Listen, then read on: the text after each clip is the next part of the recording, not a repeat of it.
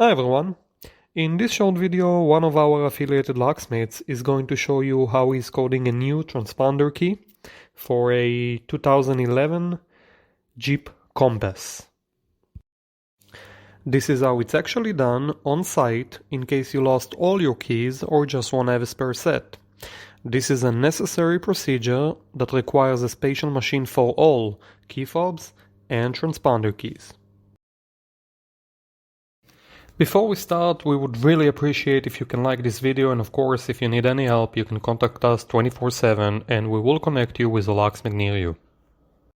Go ahead. Alright, we're about to program a key for a 2011 Jeep Compass. So we are going to connect the machine to the OBD port, which is down here. We get power to the machine. This is the key that we just cut. We're going to turn it on. We're going to go to the right vehicle.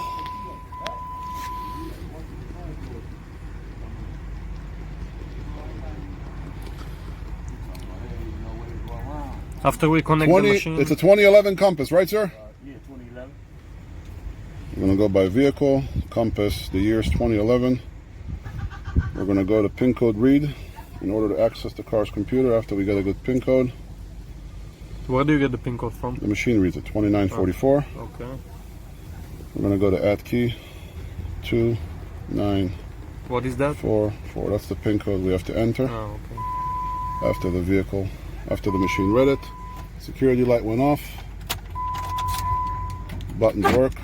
Car starts. We're done. There we go. That's it. I hope you like this video and would really appreciate if you can give us the thumbs up, and thanks a lot for watching.